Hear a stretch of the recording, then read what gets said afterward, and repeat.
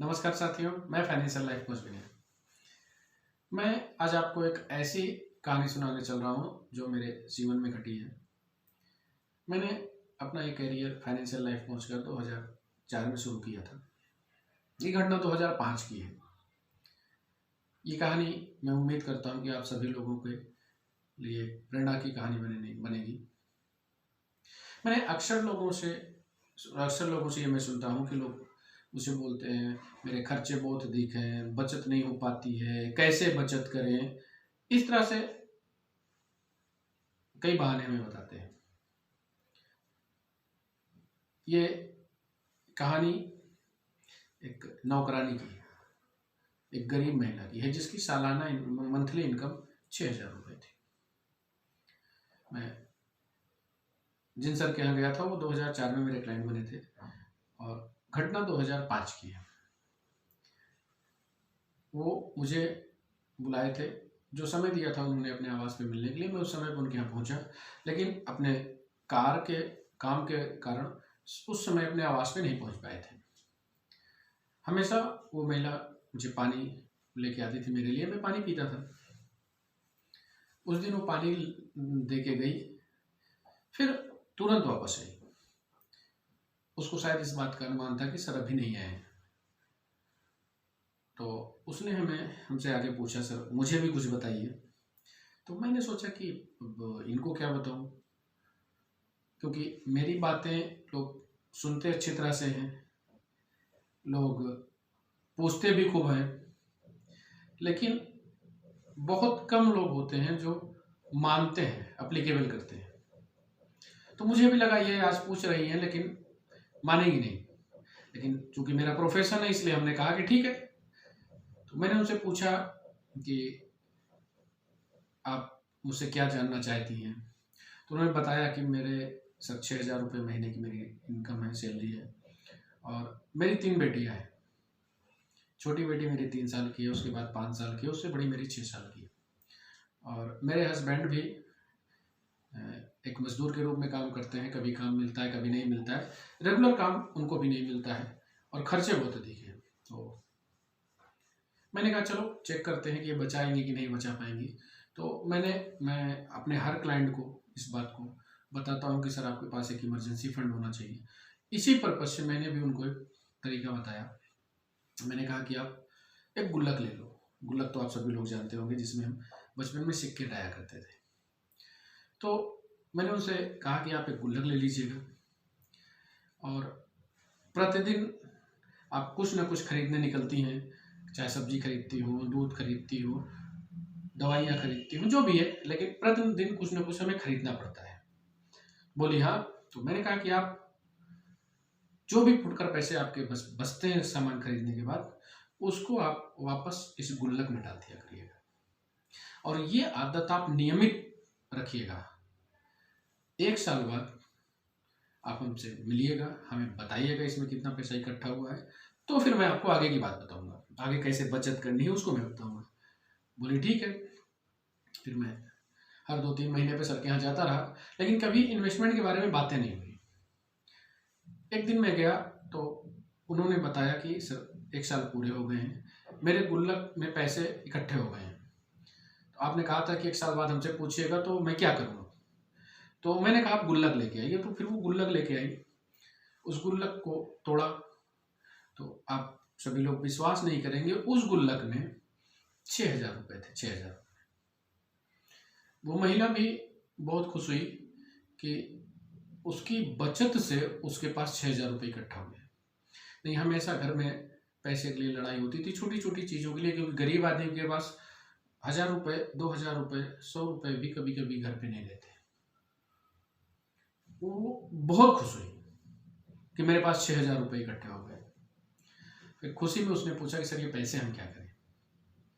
तो मैंने उनको बताया कि इस पैसे को आप अपनी जगह सुरक्षित रख लीजिए, जहाँ पे सेफ आप पैसे रखती हैं, और इस पैसे को, ये आपका एक इमरजेंसी फंड है, इस पैसे को आप तभी खर्च करिएगा, इसमें से जो भी आपकी ज़रूरत पड़े, जब आपको ये लगे कि आपके पास पैसे नहीं है और खर्चा करना बहुत ज़रूरी है। जैसे दवाइयों को लेके, कभी घर में पैसे नहीं है, कोई बीमार हो गया तो दवा खरीदना बहुत ज़रूरी है।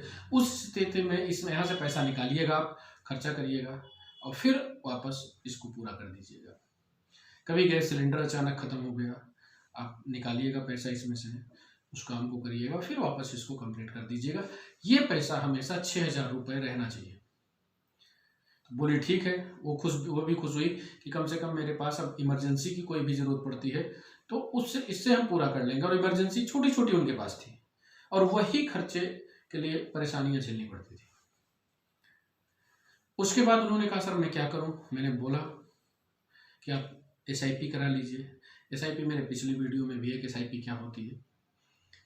SIP मंथली इन्वेस्टमेंट है म्यूचुअल फंड में, जो अपने आप आपके अकाउंट से कटता जाता है और जिस भी फंड को आप सिलेक्ट किए होते हैं उसमें इन्वेस्टमेंट होता जाता है। तो उस महिला की चूंकि अर्निंग 6,000 रुपये महीने की थी, तो मैंने उनसे बोला कि जो आपकी बेटी 3 साल की है उसके लिए आप 300 रुपये की SIP कराइए, जो बेटी आपकी 5 साल के लिए है उसकी आप 500 की महीने की SIP कराइए, जो बेटी 6 साल की है उसकी आप 600 रुपये महीने की SIP कराइए। और ये आप रेगुलर करते रहिएगा, आप बेहिचक चलिएगा। 15 साल बीत जाएगा तो आपके पास सभी उसमें बेटियों के पास एक अच्छी अमाउंट होगी। तो उन्होंने कहा ठीक है। धीरे धीरे 2-3 साल बाद मैंने ये देखा कि उन्होंने अपनी बचत की कैपेसिटी को बढ़ाया। हर दूसरे तीसरे साल वो बचत की अमाउंट बढ़ाती गई, क्योंकि उनके हस्बैंड भी फिर काम पे ध्यान देने लगे। जब उनको लगा कि मैं सेविंग कर सकता हूँ, फिर सेविंग की अमाउंट उनके हस्बैंड भी अपनी SIP कराए बढ़ाते गए। आज 15 साल के बाद उनके पास जो फंड है उस पर आप विश्वास नहीं करेंगे, उनके फंड में जो रिटर्न एनुलाइज है वो 18% का है। और वो खुद भी दंग रह गई कि आज की डेट में उनके पास पैसा लाखों में है। आपको लगता है कि आज के समय में लाख रुपए 2 लाख रुपए कुछ नहीं है, लेकिन उनसे पूछिए जिनके पास आज भी 1 लाख रुपए इकट्ठा नहीं। अभी हमारे भारत में बहुत ऐसे लोग हैं पूरी जिंदगी बिता देते हैं लेकिन लाख रुपए इकट्ठे नहीं हो पाते। मेरी ये कहानी एक प्रतीक है, सच्ची कहानी है। मुझे भी इंस्पायर करती है वो महिला कि इतनी कम अर्निंग में उसने मेरी बात मानी, बचत करने का जो सिद्धांत है उस पर चली और आज उसके पास जितना वो सोच सकती थी अपनी कमाई से, अपनी इनकम से, उससे 3 गुना अधिक स्टैंडर्ड पे है। पैसे तो हम खर्चे तब करते हैं जब हमारी वास्तव में ज़रूरत आती है, लेकिन अगर मेरे पास पैसे इकट्ठे हों और मेरे पास रखे हों तो वो हमें मानसिक संतोष देती है। पैसा हमारी लाइफ में सबसे पहली ज़रूरत है। कोई भी काम बिना पैसे का नहीं होगा, ये हम सभी लोग जानते हैं। लेकिन दोस्तों एक बात ये भी हमेशा याद रखिएगा, पैसा कोई दूसरा आपको उधार नहीं देगा आपकी ज़रूरत पे।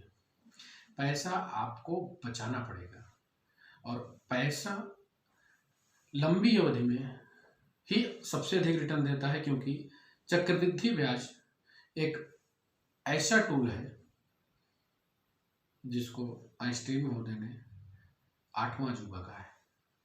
ये पैसे को मल्टीप्लाई करता है। जितना जल्दी हम बचत की आदत डाल लें हमारे पास उतना अधिक पैसा होगा। हम सभी लोगों की आदत है कि बचत की आदत को टालते जाते हैं।